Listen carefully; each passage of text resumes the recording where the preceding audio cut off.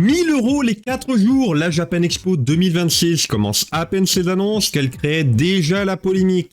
Ce matin, les organisateurs de l'événement ont mis en ligne la billetterie de la 25e édition de la Japan Expo. Et qui dit nouvelle année, dit nouvelle hausse de prix, 20 € en plus sur les passes et 4 € pour les billets journaliers. Tout le monde a commencé à grincer les dents, mais ce qui a fait polémique, c'est le billet 4 jours offre Ultimate, spécial pour la 25e édition, là où pour les 20 ans, il était à 300 €. Bon là, pas de bol. Pour cette année, 300 €, c'est l'offre Zen standard qu'on a tous les ans. Pour cette 25e édition, c'est 1 000 € et vous vous dites qu'au moins dedans, vous devez avoir un aller au Japon, un truc cool. Non, vous avez acheté la possibilité de remplir votre bouteille d'eau en illimité, de partager un bout de gâteau avec les organisateurs, ce qui a l'air d'intéresser énormément de gens vu le nombre de vues faramineux qu'a fait leur live hier. Heureusement, il y a quand même des places réservées sur les différentes scènes, la possibilité de skip les files d'attente, des repas offerts, ce qui est pas mal quand on voit le prix des légendaires menus manga, dont celui de l'édition 2015 serait devenu une excellente affaire. Surtout quand on voit le prix des dernières éditions. Est-ce que celui de 2026 va passer la barre des 20 €? Merci l'inflation.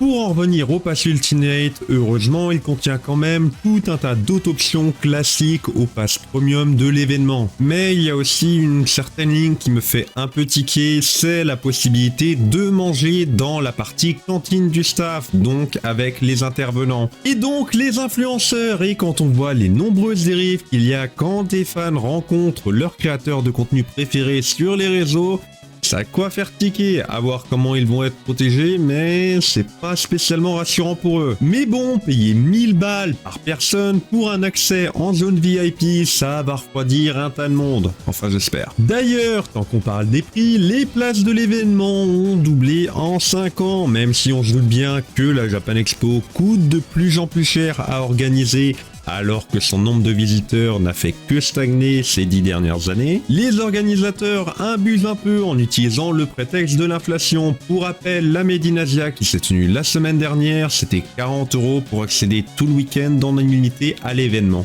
Et d'ailleurs, pas la peine de vous ruer sur le site pour réserver des places pour l'événement. Pour l'instant, ils nous ont juste dévoilé les prix. La billetterie sera ouverte à partir du 31 octobre pour les passes et pour les accès à la journée, ça sera le 11 novembre. Abonne-toi pour plus d'actu.